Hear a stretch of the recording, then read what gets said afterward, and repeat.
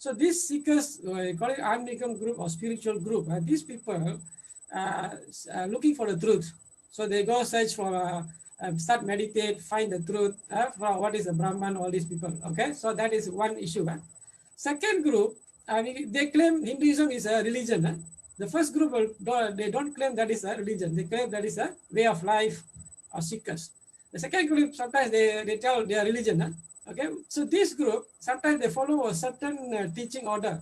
Like if they are Saivats, so they follow Saiva Siddhanta. If they are Vaishnava, they follow some teachings from the Bhagavatam and all this. Prabandham, Divya Prabandham, and so on. So they follow certain orders. And there is another group we can put under sectarian group. Okay, so we call it Desacharya or Sampradaya. So they follow certain gurus, and then they follow that. They believe the guru himself is the Parabrahman, the president of the Parabrahman. So that is another group. So and one more group, is we call put under Nastika, atheists. And Hinduism never deny them, deny their existence. Okay, the Hinduism still absorb them into the system, whether they accept God or not. So these are four groups. So four groups, sometimes they are clashing each other, they condemn each other, and sometimes they don't understand each other. So this is very common thing happen in our Hinduism. Okay, so this is one issue here. And back to the term Dharma, because our teaching itself, this is Sanatana Dharma. So the Dharma itself, people sometimes misunderstood. Some people claim Dharma means they are donating. So there is a problem. So basically, what is Dharma? So Dharma, if you look back into Sanskrit root, so basically it's to hold, to preserve, or to maintain. So whatever you follow the righteousness. Okay, so this is a basic thing. So as human, we need to hold on Dharma and not Adharma. So what is Dharma? So whatever is the righteous, whatever is against the humanism, whatever against the humanity, and then it also comes to the Adharma. Okay, so these are a few things here.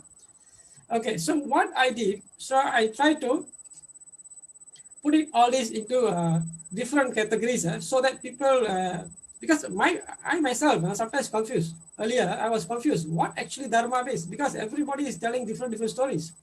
So finally, what I found out, so first thing, we have we can do into basic 5 things here. So one is the fundamental belief. One belief. Another one we can put under way of life. Way of life. Third one, we can follow the eternal sacred law and order. And then responsibilities and duties of every individual, so-called Hindus. Basically, of course, the other part is the ethics, character, and so on. So we go a little bit on this. Okay, so first thing, what we suppose as a Hindu is supposed to believe. So they believe there is the existence of Parabrahman, Brahman, and Atman. Okay, so the Brahman is formless. The Brahman is formless, and of course, different school of teaching, they got different views. Like you see, Advaita, they believe the Brahman and Atman is the same one. The other group, Dvaita, they believe Brahman and Atman is different. So this is a different school, a different thought. Okay, and then Parabrahman. So we got a Parabrahman. Some school says this is a Nirgun Brahman, and some school says they also can be Sagun Brahman. So these are one thing here. Okay, and then as a Hindu, we're supposed to believe both. We're supposed to believe both. Worship the Parabrahman in Nirgun and then Saguna form. Okay, so this is where our Hinduism different with the Abrahamic religion. You can see that. Okay, because Abrahamic, they only go into the Nirgun part. They don't go into Sagun part. But Hinduism, we believe.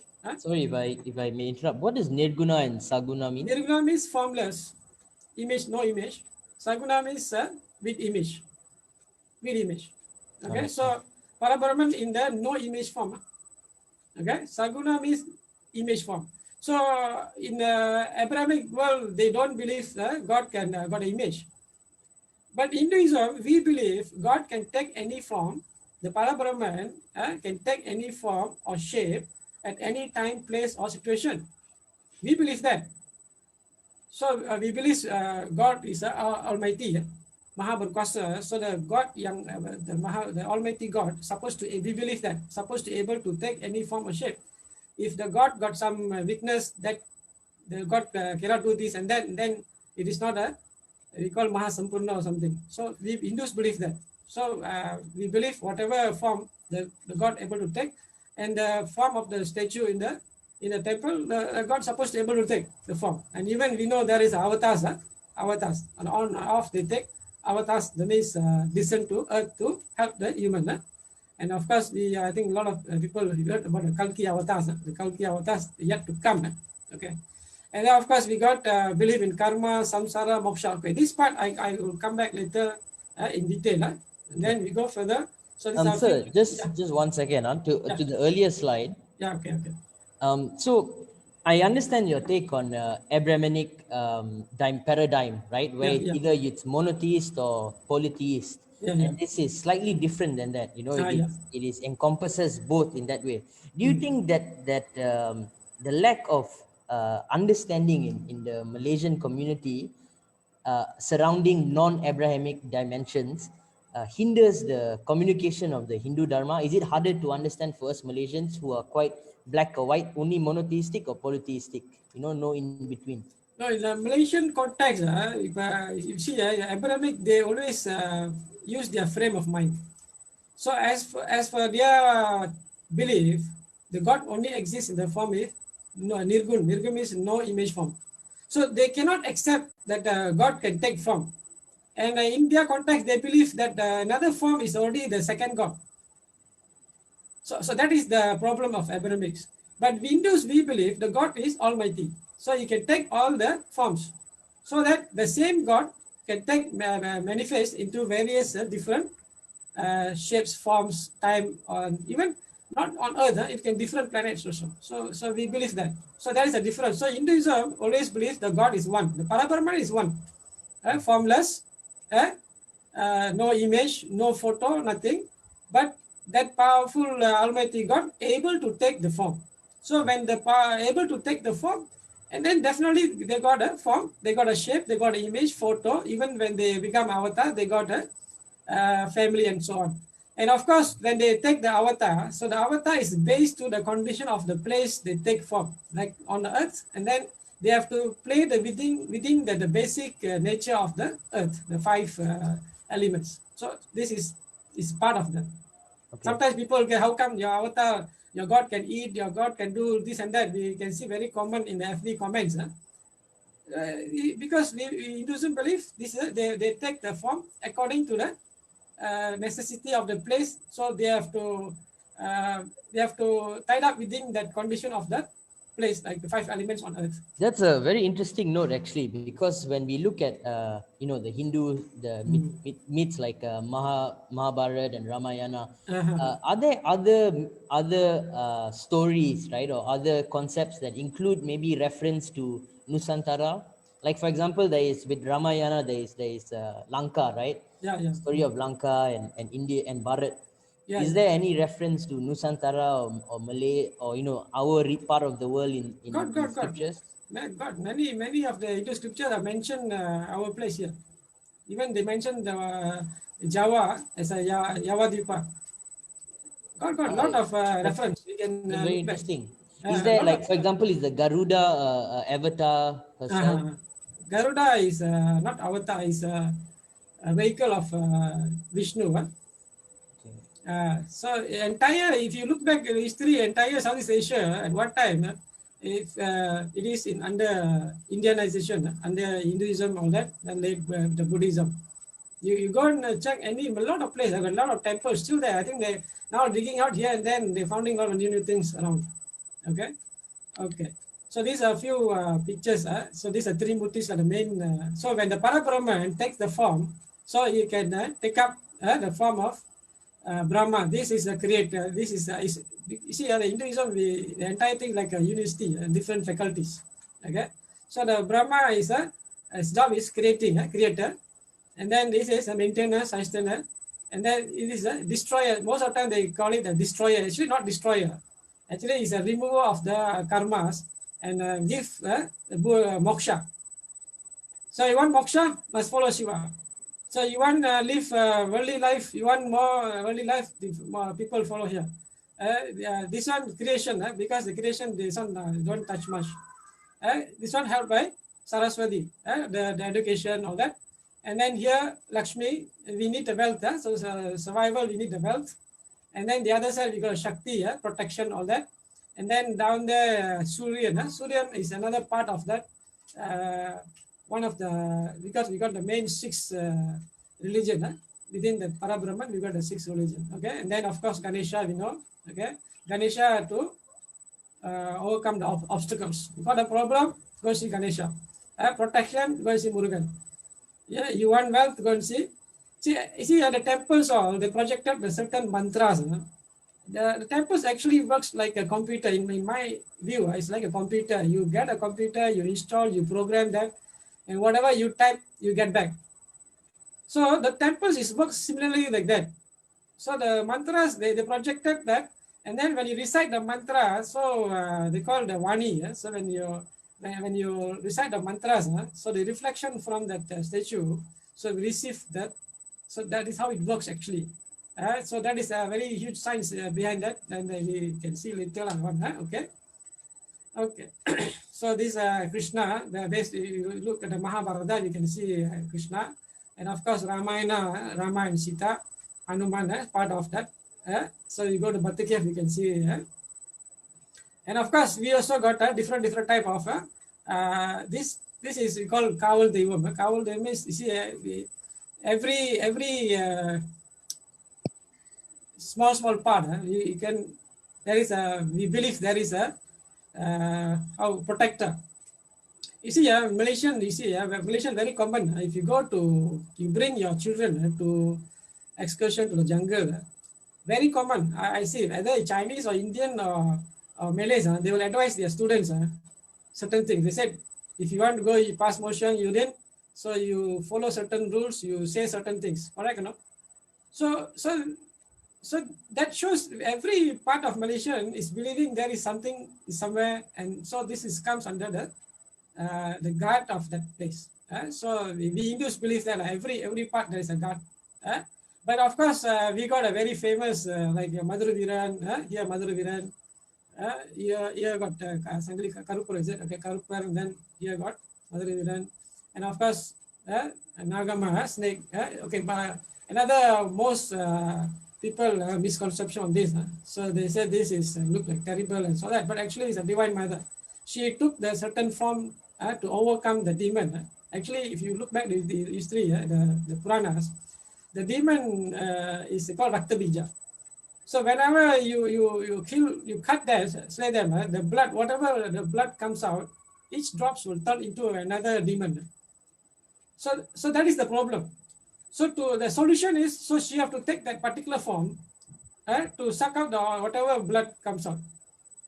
So that is the purpose. After that, she will back to the mother, the picture earlier I saw, become the divine Shakti here. Okay. So that means problem and solution. Always you see in the Hinduism, they give the problem and what is the solution. Okay. Actually, if you look through, you can see that. Okay. And then further, you see, we also believe the freedom of choose the path, to choose the path. Okay. So of course, eternal life, if you want to go for moksha, and then people go meditation on that, focus on the Shiva on that, and worldly life is also considered as a Maya. So this part, I don't want to go inside because of the confused people. Okay. And then you see, we also given a choice, there are 4 different yogas. So they call Raja Yoga. Raja Yoga means you meditate. The people who don't go for temples, they don't go, they focus on the image, Nirguna of Brahman. So they focus on meditation. So everything they do by meditation, all that. So jnana means more the knowledge. They study, search for the answer, all that. And then bhakti, this bhakti is a more focus on the temple worship and all that. So they want to serve God. They want to serve the God. Do the abhishekam, do giving food. They like as though that God in front of them, and that is called, comes under bhakti. And of course karma. So karma is another part where we believe Makkal Savai, Mahesan Savai. In Tamil, we used to say Makkal Savai, Mahesan Savai. So you serve to God, serve to man is serve to God. So this comes under karma. So sometimes all this is interrelated, and of course they were here everywhere. Though one person with the bhakti also sometimes meditates.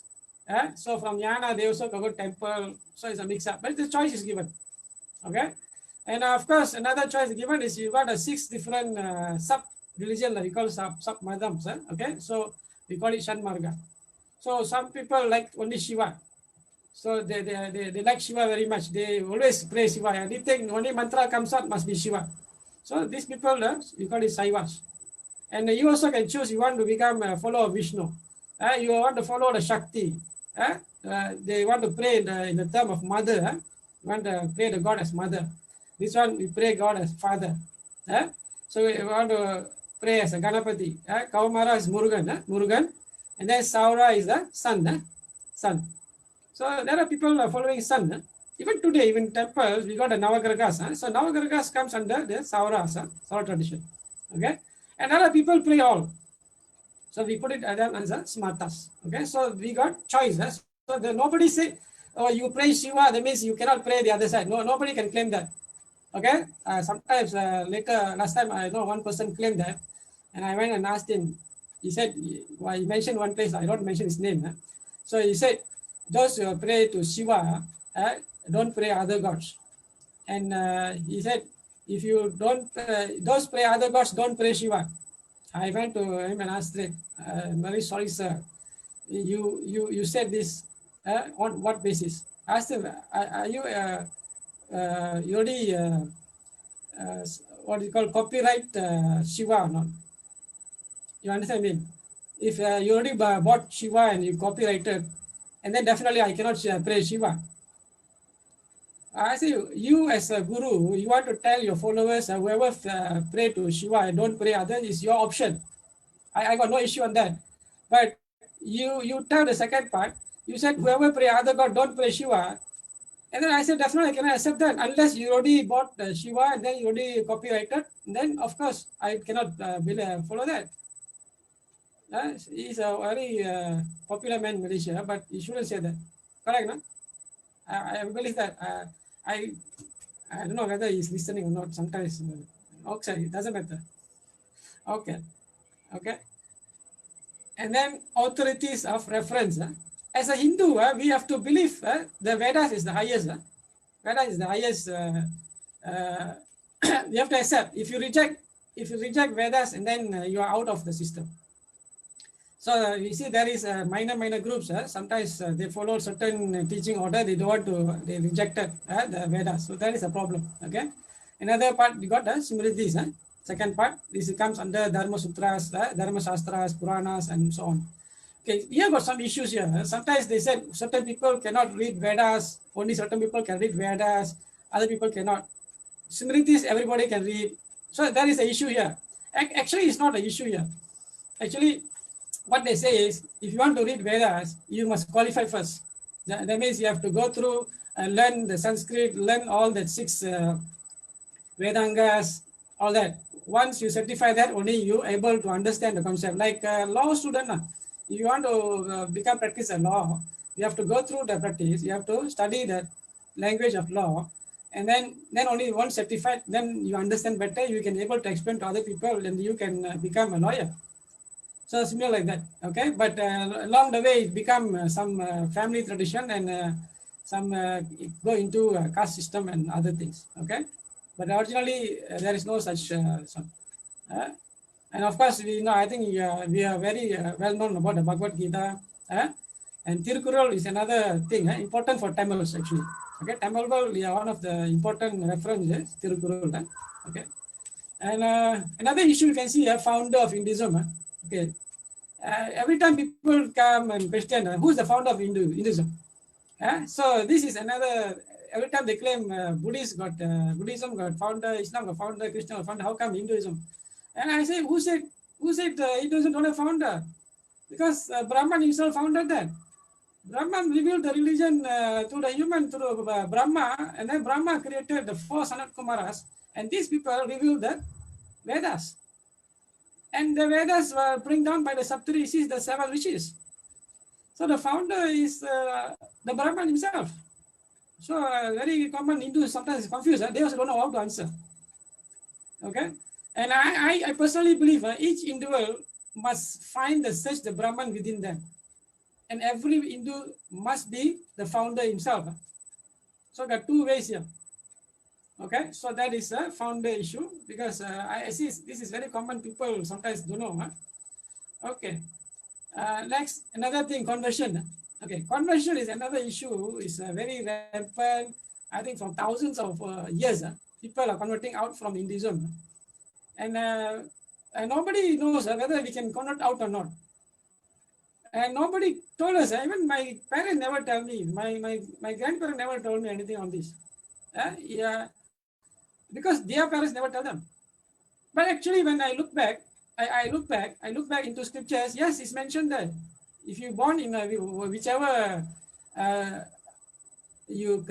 creed, whichever creed, you must follow that. Otherwise, you won't get moksha. Bhagavad Gita mentioned this. You won't get a moksha. You won't get happiness. You won't get a moksha. It's mentioned in Bhagavad Gita. Okay, in Mahabharata is mentioned. Yeah, I can give you, but very simple logic you can use here.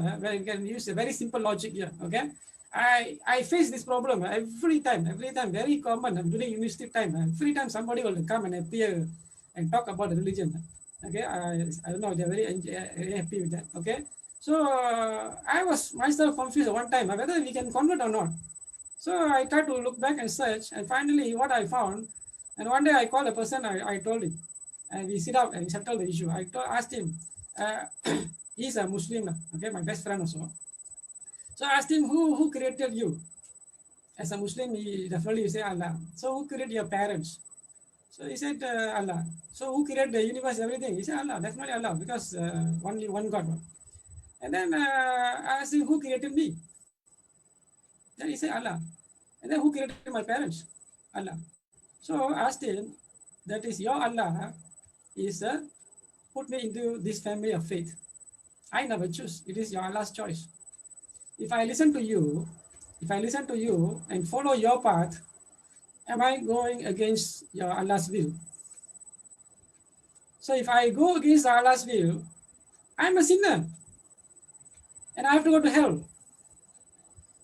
And you change my path, which is God's path, but you put me in the different path, and where you should go.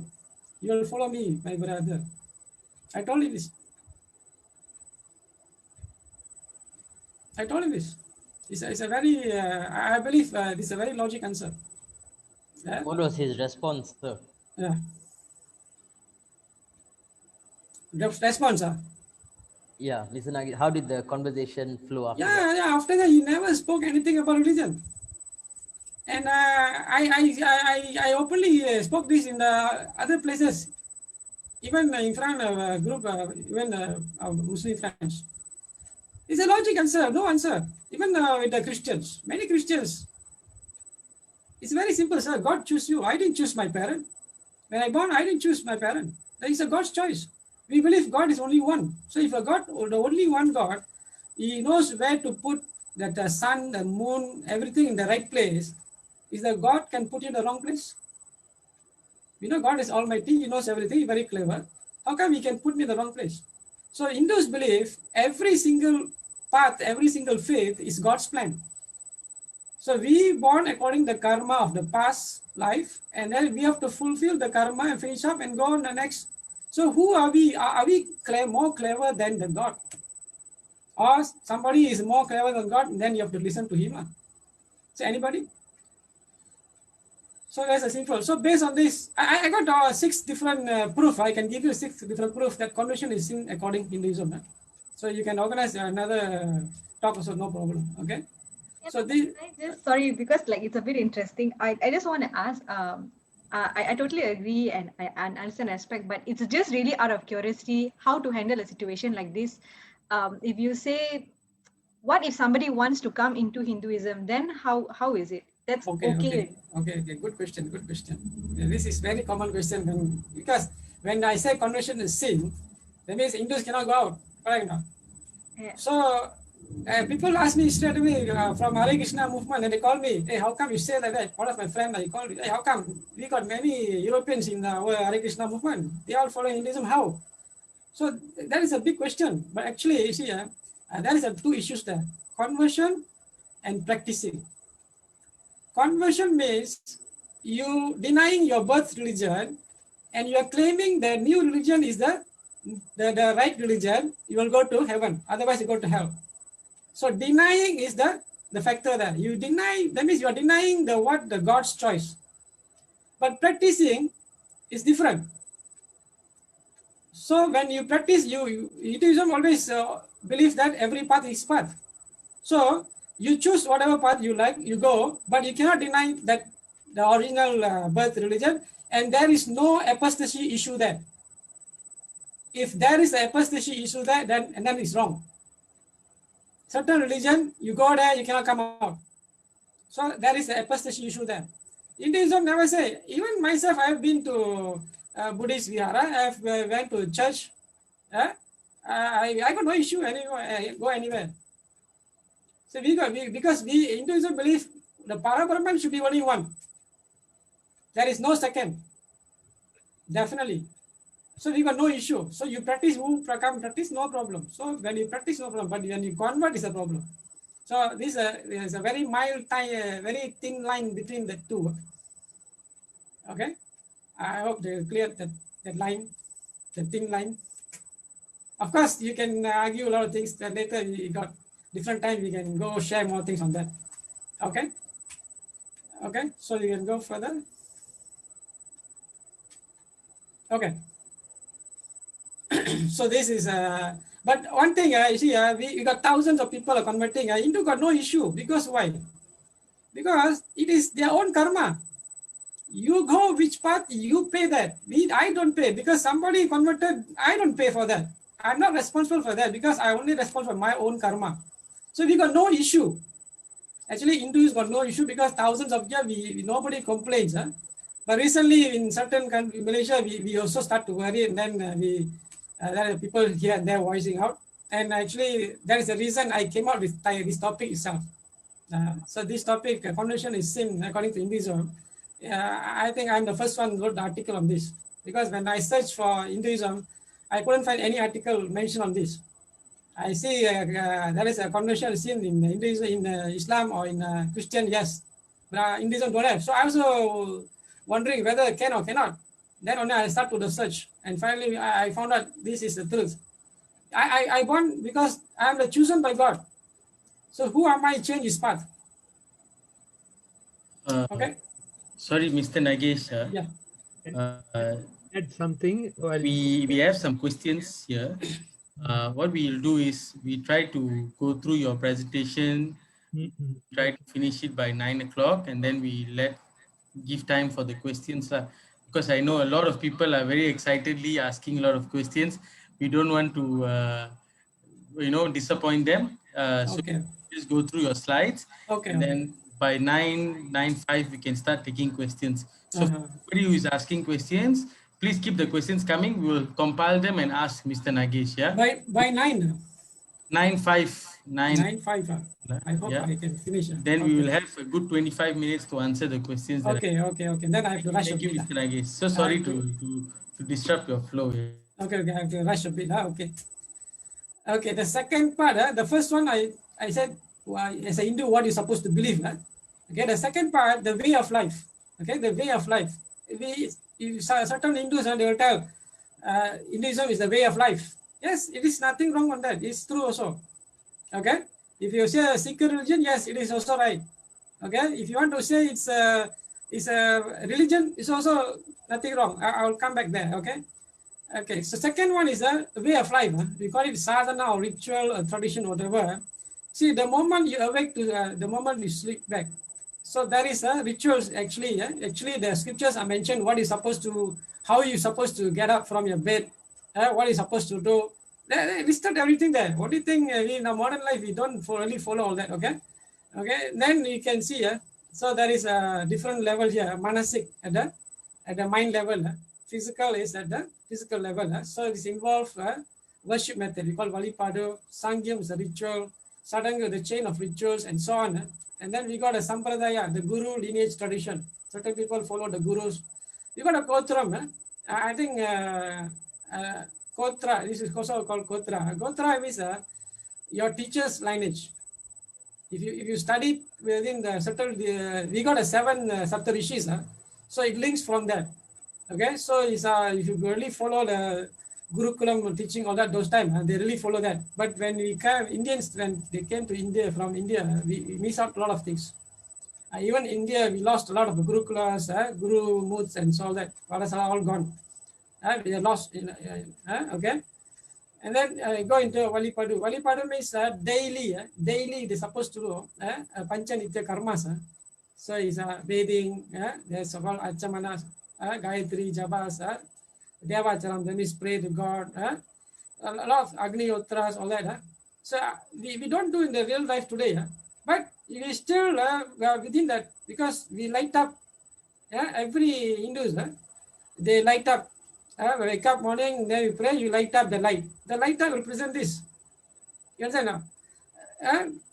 If you are the Brahmin, they follow exactly that. So the non-Brahmins, they're following, but it is still part of that, but in the simplest form. Okay? And then Sangyam Sadanga. Okay, Sangyam Sadanga means from the day the person appeared in the womb.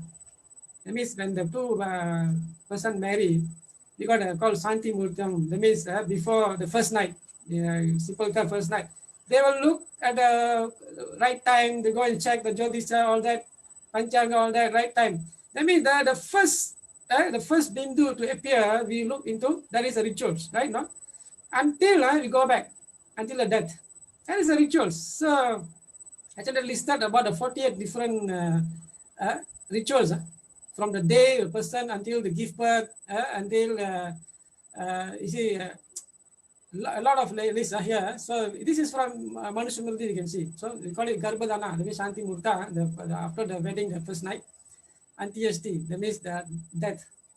The people go and bring the ashes, throw in the river or in the sea.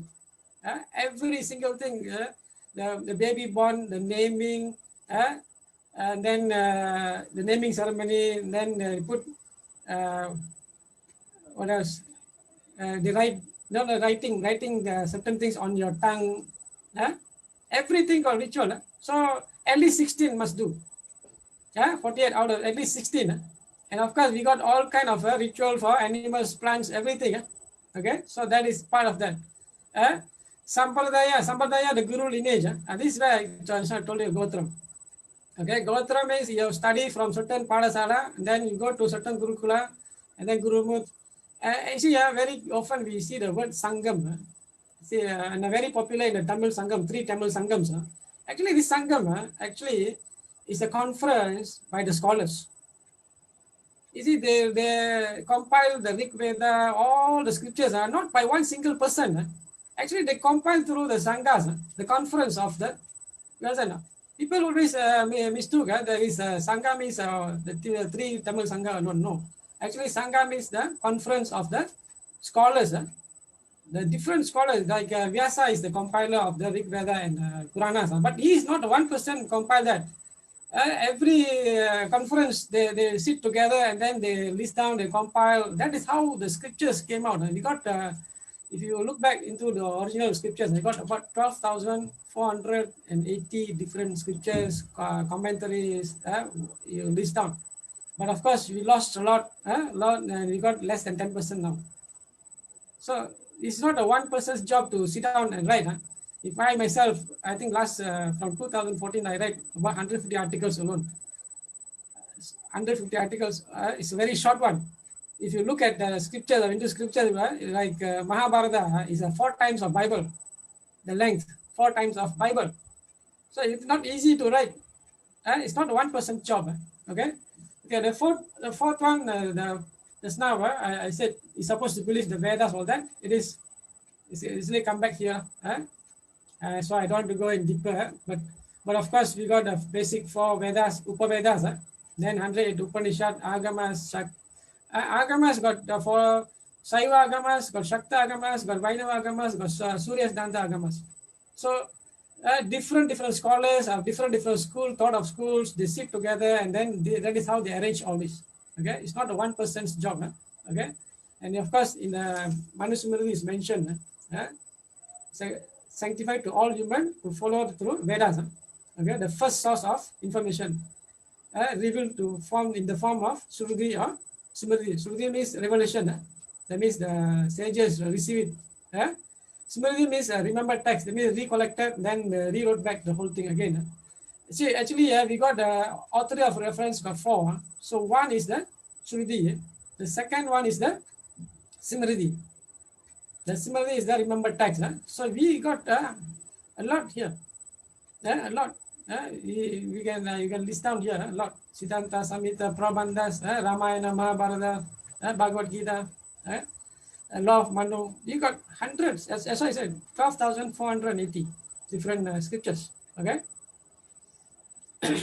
And then the first one is Vedas. Vedas is the first reference. And then the second was the Smritis. If you couldn't find the Vedas, you go for Smriti. Okay. If you couldn't find it, the Smriti also, you go for the Guru Sampradaya Achara. That means you listen to a learned person of teaching. Follow the teacher, learned person. You understand? So you listen to somebody, the Guru's teaching, and then what the Guru says, follow, because you got no other reference. In case there is no Guru also want to explain that, and then you got a fourth choice. Our own consciousness. So that's why you call Hinduism is dynamic, because they never constrain anyone to follow certain orders. If you don't accept all this, you still can follow your own consciousness, but of course must be within the dharmic law. So that is the condition. Because why? If you within the dharmic, and then you got no issue. There is no karma there. Here the Guru will hold the karma. Okay. Here the Guru hold the karma. Here, of course, the earlier Guru is holding that. It's all from the Brahman himself, so got no issue there. So the last one is the problem where this is the personal. So you carry your own karma. If you decide, whatever you decide, you carry your own karma. So you got a choice, 4 choices. Okay. And of course, we got the law of Purushartha. Purushartha means what? The 4 proper goals of a Hindu. So first one is the dharma, aram, rules, regulation, all this. Second one is a wealth, artha, porul. So you got wealth, property, all that. The third one is a family marriage. We call kama, inbam. And then of course the fourth one is the moksha. Moksha means union with the creator. Okay, so this is the 4 goals. And then law of karma, I think everybody know about this. So no one carrying another karma. So this is very important. No one is carrying another's karma. And of course, there is a certain scriptures mention that you are carrying the karma of your children until the age of 12. After that, they carry their own. That is a place. And of course, law of samsara, we got 8.4 million life for each Atma have to undergo. That means the moment you born as a unicell, then you die, you born back a different until you born as a human. That's why he said that very, very rare to be born as a human. It's a very difficult. So it's a very difficult choice. So it's a very, very, very, very important choice, and make use the choice as much as good as possible to go for next level. And then law of Varna Ashrama. This is another big issue all the time. So this is always misquoted, mistranslated into a caste system. In fact, there is no word caste in any of the scriptures. It's only mentioned about Varna. Varna means they are always called the twice born. Twice born is not the physically born. The first born is the physically born is the first born. The second born is you completed your studies. You go into any Padasala, any Gurukula, all that, you completed your studies, that is considered twice born.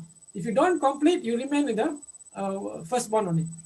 So that's why the Brahmana, Kshatriyas, and Vaishya, they completed the studies, they comes under this group. Those never studied, they remain as the Sudras. And then sometimes they said, everybody born as Sudras. There is some people, some places that people claiming that everybody is born as Sudra. Once you study, then you become this. You specialize into temples, into rituals, into Vedas, all that. So you go into the category of Brahmanas. Kshatriyas, you specialize into the art of war, political, all that. Kshatriyas. Vaishyas, the people who are involved in the economics and so on. Okay, so everyone got, they study Vedas, basic foundation, and then after that they study specific into their particulars. They got different books. We got a Veda, we got Stapadi Vedas, Stapadi Vedas, that means architecture Vedas. They specialize into different field, and then they become that. Okay, and basically these four: education, job, attitude, and pathiness. These are four categories actually. That nowhere in scriptures mentioned by birth. Varnas is never by birth. It is mentioned even in Bhagavad Gita, in Manusmriti, even in Tirukural. It's mentioned that it is by your gunas and karmas. Gunas means your character, your attitude, all that. So education, the job, the means you study which part, and then the job you are doing, and then your attitude. This is where the anger, the control, all that. Okay, and then this is the bhakti, faithfulness of the God. There is a mention, if you don't, as a Hindu, they must pray at least twice. At least twice in a day, at least twice. If they don't pray, they fall in the category here, Shudra. Yeah, it is mentioned in the scriptures, okay? And always misquoted as the caste system. In fact, the caste system is never existed in any of Hindu scriptures. It is from Latin word. It's brought by Spanish during they appeared in India, okay? And that is by birth. And that is by birth. It is mentioned there by called blood purity. So this part we can go in detail later. Of course, a lot of people got different opinion here, and we can discuss on that, no problem. Okay. And of course, we got law of ashrama dharma, the 4 stages of life. Okay, when you born, after that you go to school from the age of 5 onward to 6 onward until you can study up to age of 24. Okay, and then the next 24 you form a family, you run a family, all that. And then the next 24, you go to Vanaprasatha. Vanaprasatha means people always think they go to jungle and go. No, those times, the Vanaprasatha is the center for learning, center of learning. Okay, so every where you check, it's the center of learning. Okay, and then after that only you go for sannyasa, you renounce everything. So the first one is a student study. The second is the most important, family. This is the main group, support the other 3 groups. Yes, that's why very important. So as a student, they study whatever they study, and then they continue from here. Okay, and then from here they go. This is more on the advisory of that. These people also sometimes won't stay in the family. They will go to certain ashrams and stay. And the sannyasa level, they leave everything. They start to wander, looking for God or whatever. So this is the 4 stages. So we still follow the first one in the modern term. We still follow the second term, and then we stuck here, everything here. Now the current life, we stuck here. We stuck within these 2. Every person until the last day, we are still within the grasta. That is a lot of issues here and there.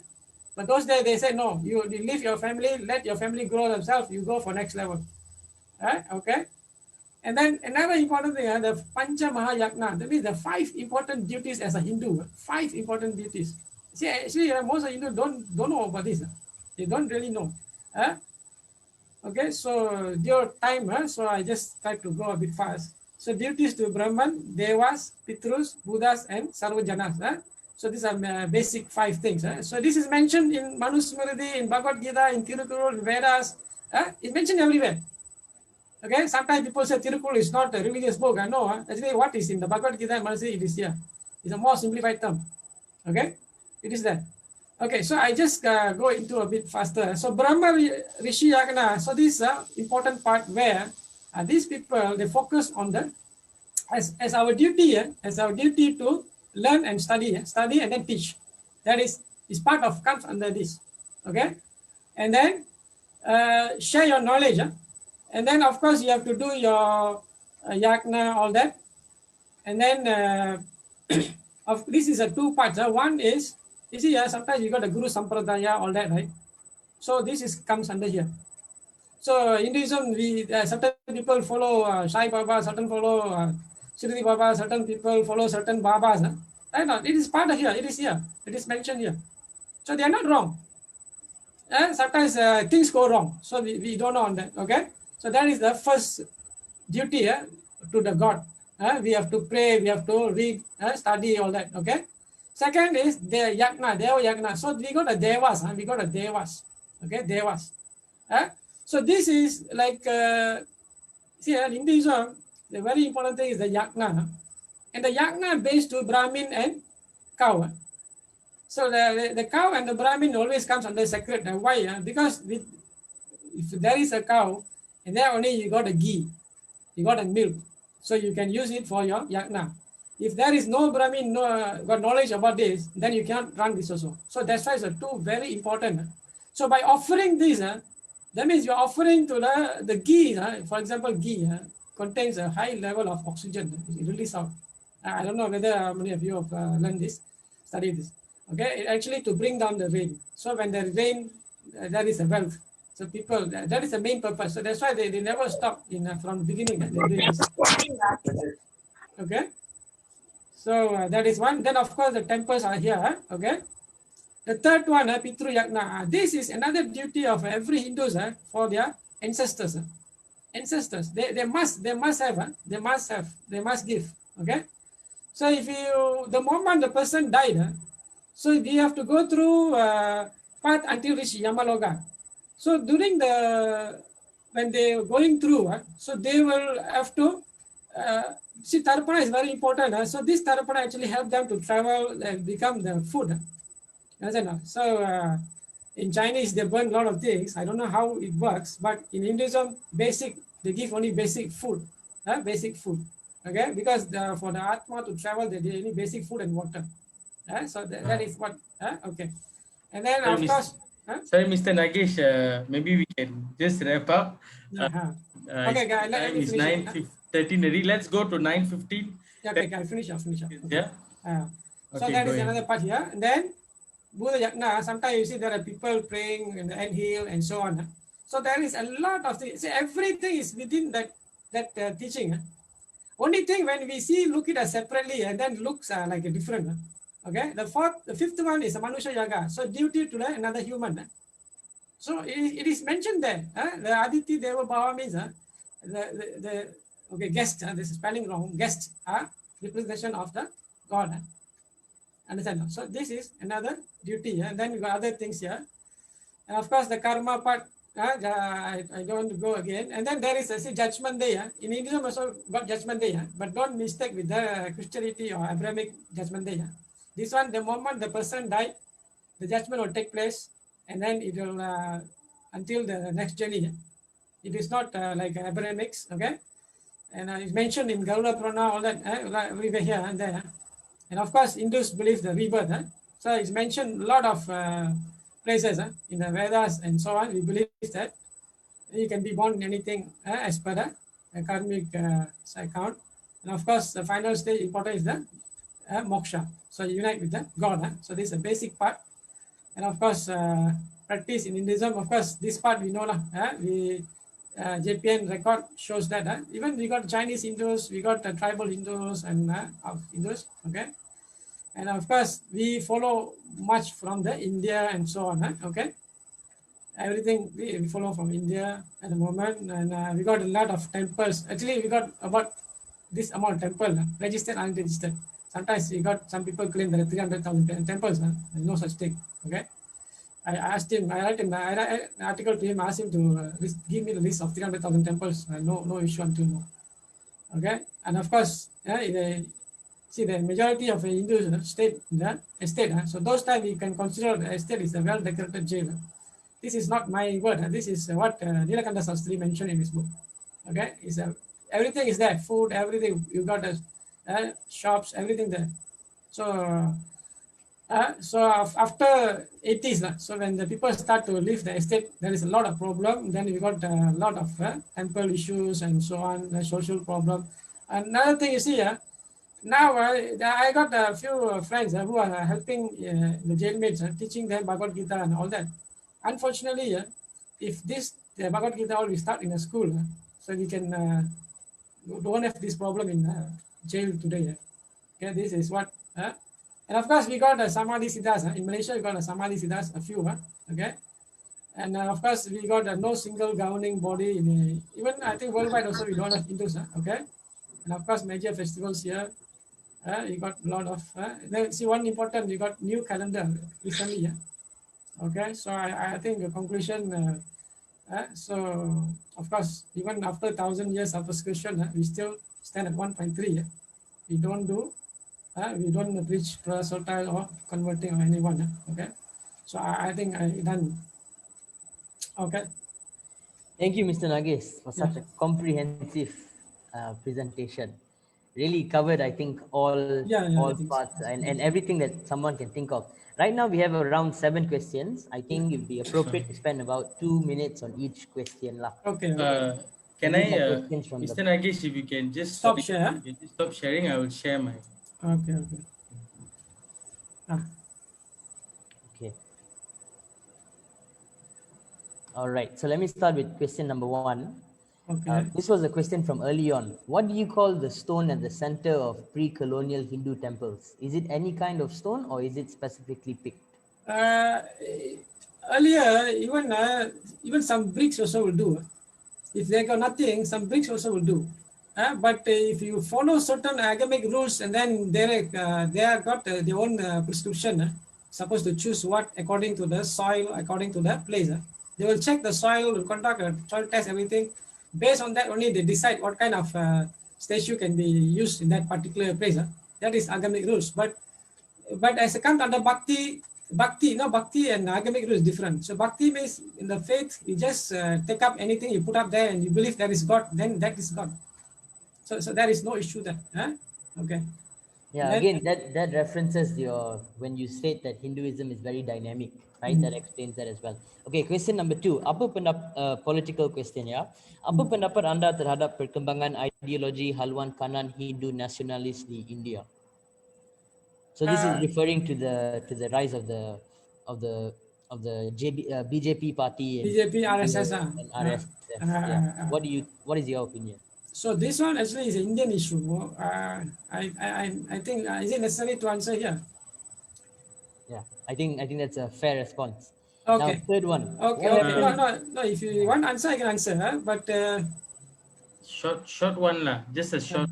Okay. So what we in Malaysia, where is our stand?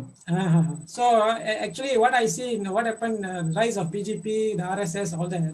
You see, last 60 years it's under different party, and suddenly a new party took over, and of course you can compare with what happened in Malaysia. We was under BN for long, then suddenly PH took over, and then you see a lot of different issues came up. So I think something is like that is going on there. So I think that is fair enough to say lah. Okay. Because other political, I think better we avoid. Okay. Okay. Okay, question number 3. What happens when they marry someone who is not in the same religion? Will convert or remain the same religion? This is regarding the one you were talking about, conversions now, right? Yeah. Someone is not Hindu, what happens then? You see, according to Hindu scriptures, they say, Parabrahman, Brahman is in everyone. That means the same Brahman in you and me. So in that sense, we are same. We are not different. You understand? No? So we are only different in the term of physical and then our cultural base. Okay, that is what we. At the same time, the scripture says, you are born according to your karmic debt. So you have to settle the karmic debt in this life. So if you change the path of given path, that means you are running away from your duty, and then you have to come back. You have to come back and pay back in the next life. So that is what the scripture says. You understand that? And again, I say that instead of convert, practicing is possible. Practice is the best. Actually, nobody can convert anyone. Actually, nobody can convert. Only people can change the name and then the way of their practice, the way they pray. That's all. That's all. Only it is more in the Atmic level between you and the Brahman. That's all. So that's why Hindus are not bothered who go where. Actually, they're not bothered. But at certain point now, it can be a threat to Hinduism itself. So it's better put up the boundary and then we put up a new boundary and then safeguard the Hinduism from further extinct. Actually, there is no issue, but in order, because the other some other groups they want to completely change. So they want to remove your symbol and then they want to put their symbol. That is the problem. Hinduism accepts all the symbols, but when people have that kind of thought, and then it's better we put up a boundary and then we awake and stay awake. Thank you, Mr. Nagesh. I really appreciate that. And I think we also resonate with the fact that the Brahma is in everybody. Yeah. If you don't see God in all, then you don't see God at all. Yeah. Okay. Question number 4. When we consider the syncretic nature of Hinduism, how has the culture in Nusantara affected Dharma? How do the avatars adapt to this religion? This is more on a local perspective. Say adaptation to the. Come again. I can't see the other part. Oh yeah, so actually I asked this question because you were referring to how Hinduism is very dynamic, right? It has this syncretic nature where it can take elements from the local culture, and what is necessary, that is what it will produce. So in Nusantara, that it poses its own set of challenges and own set of belief systems. So how has Nusantara affected Hinduism? Nusantara, I don't think so. Is affected Hinduism. They somehow still they stick with the basic foundation of Hinduism. If you go back to Bali, they're still referring Vedas. They're still referring Vedas, but of course not 100% Vedas, because we, even in Malaysia, we also not really following Vedas 100%. But come to the foundation, the basic foundation, yes, we still accept all the religion except the Brahman. All the religion is applying the same mantra Om. So the Om mantra, whether you are different sect, but you use the Om mantra and then you recite your own, like Om Namah Shivaya. So you come into, so I think even you bring up a new idea into that, there is no issue. But sometimes when people already used to it with the old culture, when something new, people cannot adapt it. So that is the problem. But let's say you remain in a one very secluded place and you come out with a new version. I think so in the long term, it become another new version, adaptism and then dynamism within the system. As long it not go against the Dharma itself, then no issue.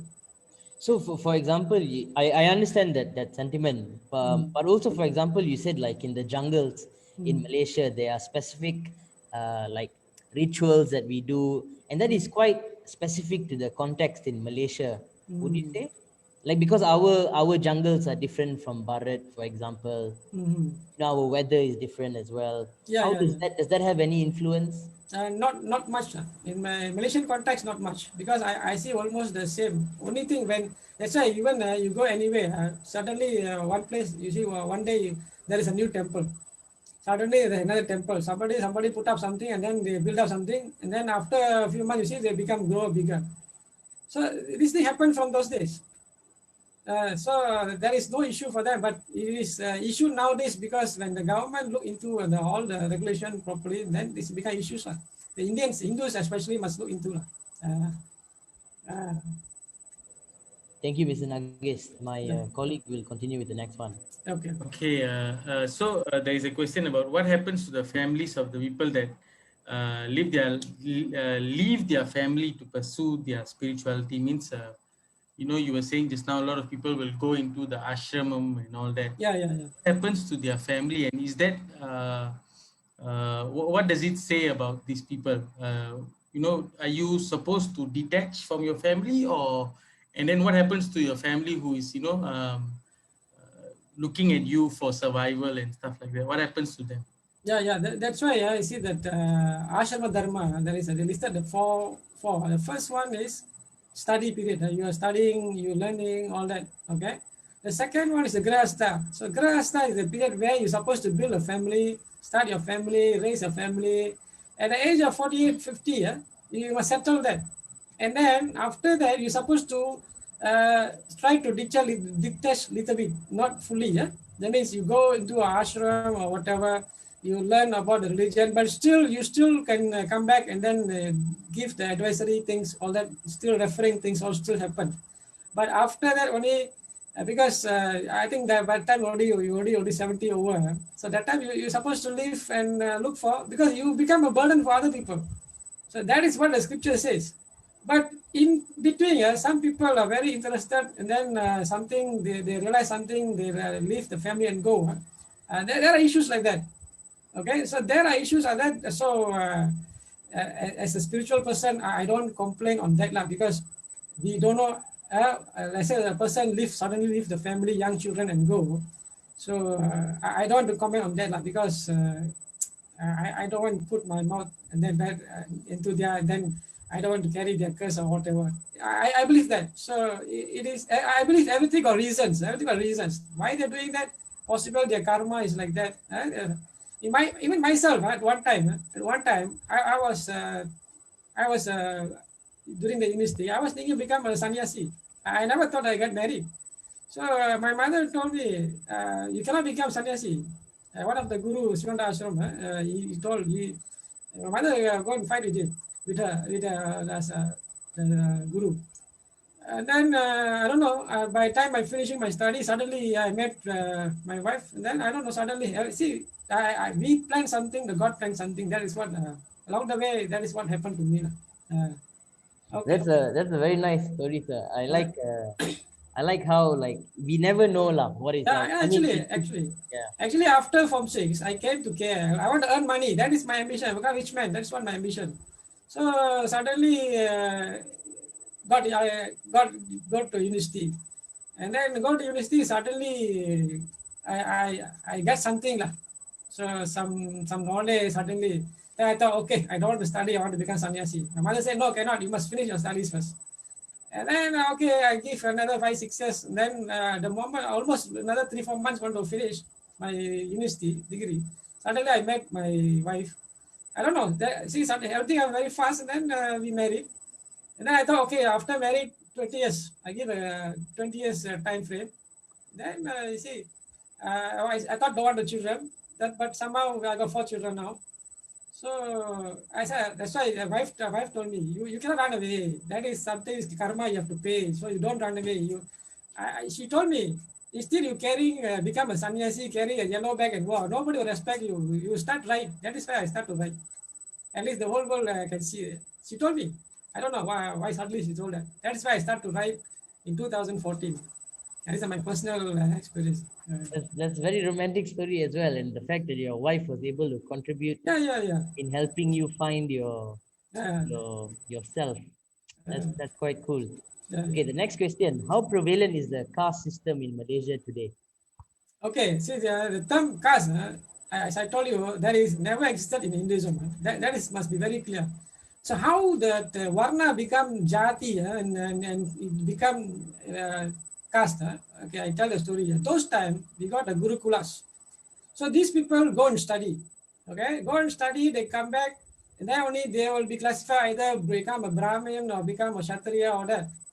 And then those never study, they remain a Shudra and do because you have to work. Even today, if you don't study, you have to work any menial job and so on that. Correct? No? So that is what. But the moment when invaders came, you see, we got 1,000 years of invaders. So all is destroyed.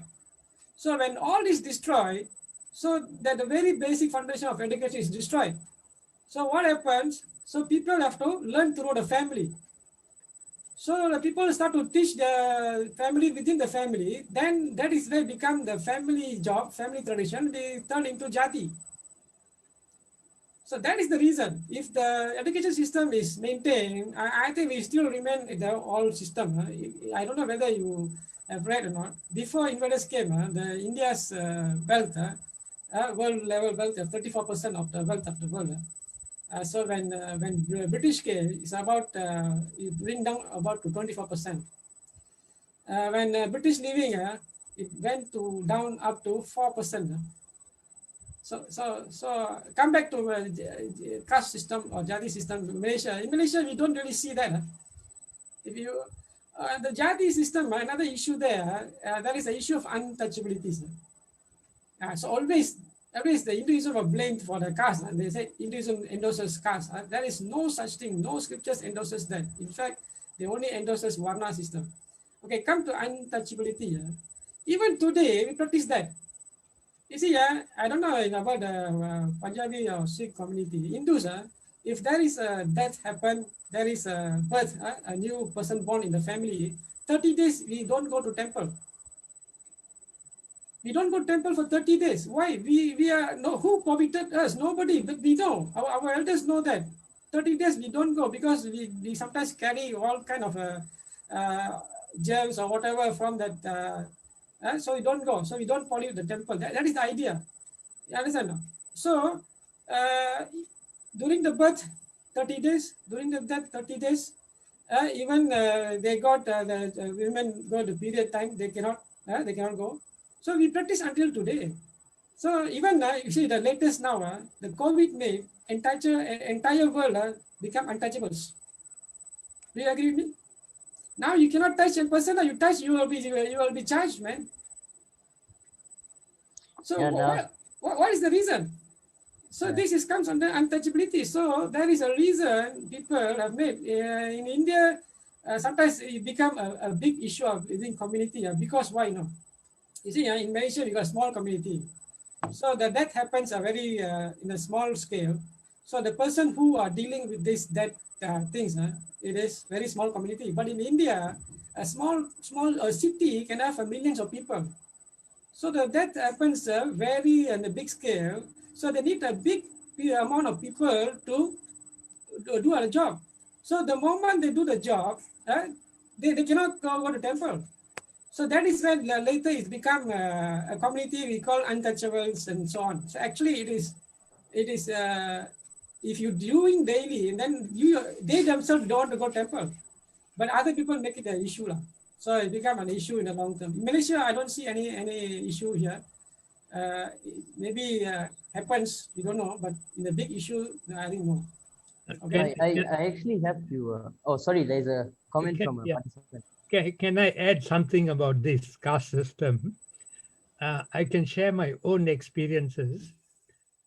We were born in Malaysia, in the estate, and we used to have a Brahmin priest. I want to give a good example just to illustrate the issue. And my father used to be helping him, doing the prayers and all that. But because those days people had this idea only Brahmins can do the pujas and all that, the mindset has been like that, in the estate, because they're not educated and all that.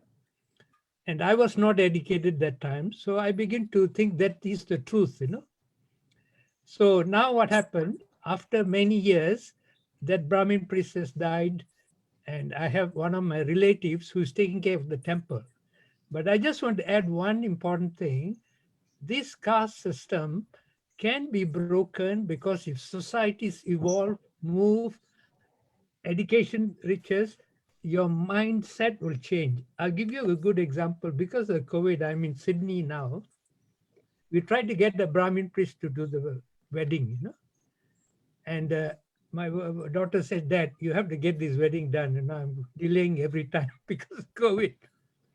So what I did, I actually went and read the scriptures, how to conduct a wedding, and I conducted my daughter's wedding. So does that mean I'm a Brahmin priest? No, it is the education. If you have the education, you can become a Brahmin priest. So previously, because in the plantations, people are not educated, they thought only Brahmins know the prayers, but now I know all the prayers. So it's a matter of education which can break the caste system. Thank you so much, Mr. Rao. I really like your comment as well, and Mr. Nages's explanation. Mr. Nages, when you were referring to Shashi Tharoor's research regarding India's contribution to the GDP and our history before that, that was a great addition as well. When Mr. Rao, when you were referring to the idea of education, that echoes the words of our great Indian leader, Mr. Ambedkar as well. One of the founding fathers of the Indian state and who wrote the Indian Constitution. I actually want to add something else as well to this discussion. When we talk about untouchability, Mr. Nages has spoken about how in COVID era untouchability has evolved to a different set of ideas.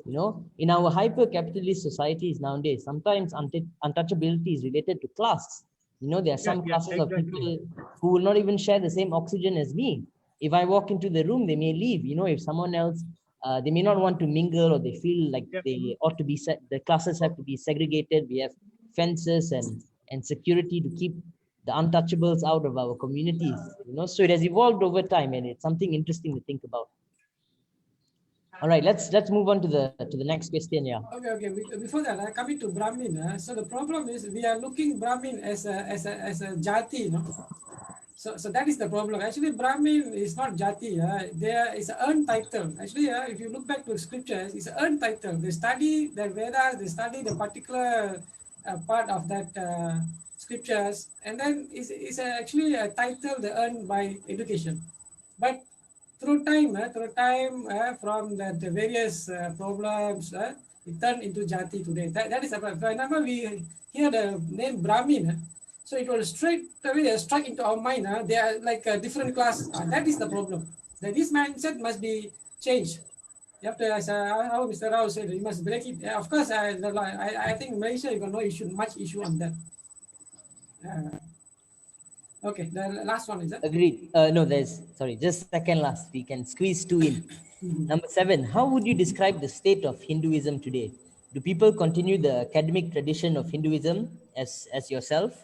And how are the rituals practiced? Are they widely practiced, or are they dwindling with time? Okay, so come to academics.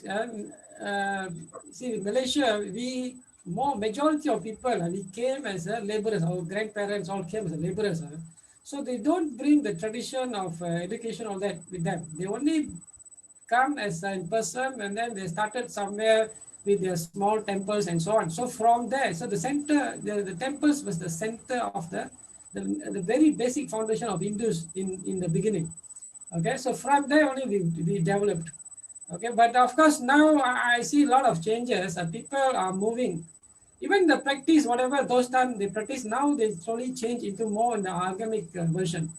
Like sacrificing animal, goats, all the it is part of that. Actually, it's part of that. Even just now I mentioned about the Buddha Yagna, so it is part of that. So we cannot blame anybody who are right or wrong. So that is the one.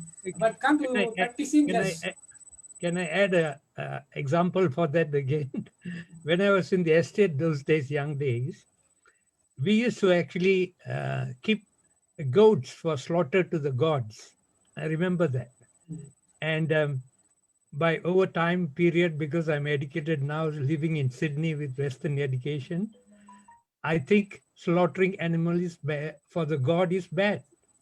And we know now, because people are moving towards more vegetarian food and all that, it's more healthy to eat vegetarian food. And that's a simple example, you know. So Actually, scripture says as a Hindu we must be vegetarian. Okay, yeah, in case you cannot control yourself, try to get anything made from the flour. yeah. And in case still you cannot control your temptation, and then only you do slaughter any animal, but you sacrifice for the gods. The purpose is the karma of that particular things that will be absorbed by the god. So that is the purpose.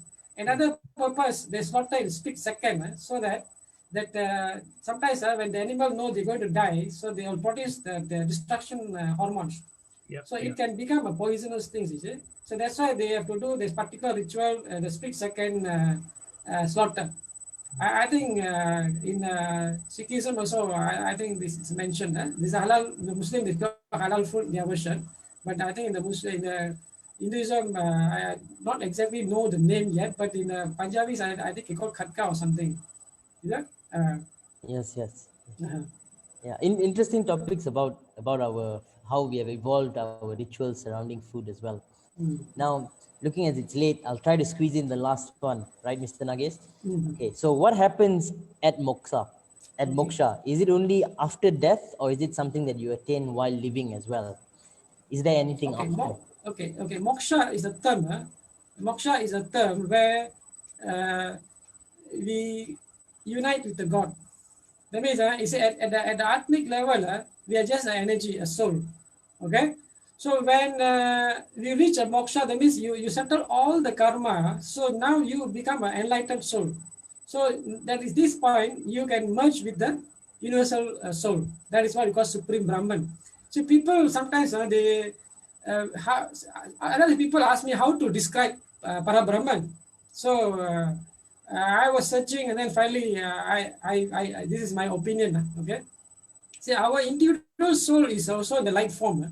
Okay, and then entire universe, everything is the Brahman, so everything is that soul, right? So all this soul is combined together, we call it Parabrahman. So, and within these enlightened souls, this is what we call the thousand sparkling diamond, we call Arun Paranjodi in Tamil. So that is what we call that Parabrahman. So you actually, what I feel, I think personally, the earth is the training center to make sure our atmas become so very enlightened, and then very pure, pures, and so that. So you unite with the uh, Parabrahman, and then in certain cases, these atmas can come back to help other humans as per orders in certain cases. So I think I have answered this part. Thank you, Mr. Nagesh. And I think it's so apt to talk about moksha as we end the session today, and how we are all light, and the and reaching the thousand diamonds. Sparkling. Yeah, the sparkling diamonds. I would like to extend my sincerest thank you to you for taking out your time, and every single one of us that have sat here to listen to this very enlightened talk. I would like to apologize before I end for cutting you short, Mr. Nagesh. It's okay. It's okay. You went so hard and with so much of effort and love. I'm so sorry that we had to cut you off. It's just that we had so many important and very nice questions coming in. We just didn't want to let anybody go without answering their questions. From us, Gerakan Belia Sikh Malaysia, we would like to extend our humble gratitude to you. And this is one step towards getting to know our Hindu brothers and sisters. And the next time we see them, I hope everybody that is on this call and is watching it live will feel one step closer to our Hindu brothers and sisters out there. And as like Harmeet said just now, tak kenal maka tak cinta. So with that, I would like to end today's session with the love that we share with everybody towards one step towards becoming a Satu Bangsa Malaysia. Before we end, can we just take one photo for everybody? Maybe everybody can turn on their cameras. We'll take one photo and then we can end the session. Yeah. Hey, are you okay to take a picture for us? You can see my face or not? Can, Mr. Nagesh. We can see your face very clearly. Again, if I can just get everybody to on their camera for 1 minute. If not, never mind. We can just go ahead with the names. Is fine as well. Yeah. Harinda, on your count. Yeah. 1, 2, 3. 1, 2, 3. I think I got it. Okay. Thank you, Mr. Nagesh. Also, thank you, Hindu Youth Organization, for allowing us to get connected to you. It has been a very enlightening night. I will take all the information that I got today, and hopefully I can remember and have a very good discussion with my members later after this. Big thank you to Mr. Arun as well, President of HYO. Thank you very much. And thank you, Mr. Nagesh, and thank you everybody for attending today's session. With that, we'll call a close to Cawan Separuh Penuh session 5. Please stay in touch, and we'll be doing our next session soon. Yeah. Okay. Thank you, Mr. Rao, all the way from Australia. Yeah, thank you Very much. Yeah. I'm looking forward for people like you all to change the world, because of our older people have made a bit of mess. So I think No, it is the guidance that you guys share with us that will be our guiding light. Thank you. With that, I say good night to everybody. Okay. Thank you very much. Thank you. Thank you. Thank you, GBSM. Thank you, Mr. Arun. Thank you. Good, great. Mr. No Rao, problem. how are you? Yeah. Thank you for inviting me. Really appreciate that.